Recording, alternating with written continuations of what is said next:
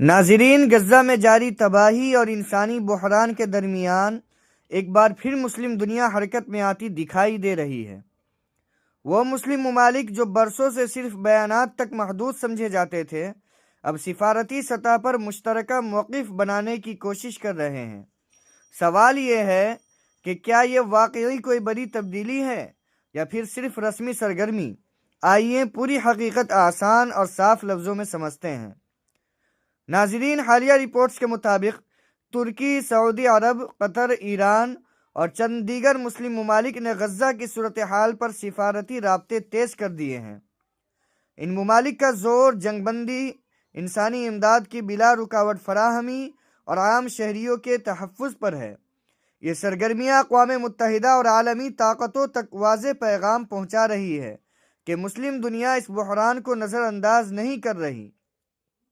ناظرین، یہ پیش رفت اب صرف مشرق وسطیٰ تک محدود نہیں رہی۔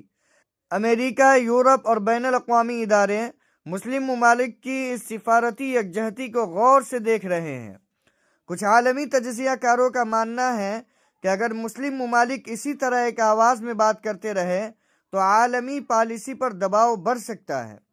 ناظرین، یہ معاملہ صرف غزہ کا نہیں بلکہ مسلم دنیا کی اجتماعی حیثیت کا ہے۔ اگر یہ تعاون صرف بیانات سے آگے بڑھتا ہے اور عملی سفارتکاری میں بدلتا ہے تو آنے والے وقت میں مسلم ممالک کی آواز زیادہ مضبوط اور مؤثر ہو سکتی ہے۔ یہی وہ نقطہ ہے جس پر پوری دنیا کی نظریں جمی ہوئی ہے۔ آخر میں ناظرین، مسلم ممالک کی یہ سرگرمی ایک موقع بھی ہے اور ایک امتحان بھی۔ موقع اس بات کا کہ وہ متحد ہو کر انسانی بحران کے خلاف آواز اٹھائیں، اور امتحان اس بات کا کہ کیا یہ اتحاد صرف کاغذوں تک رہے گا یا زمین پر بھی نظر آئے گا۔ حقیقت جو بھی ہو، یہ خبر آنے والے دنوں میں عالمی سیاست کا رخ ضرور طے کرے گی۔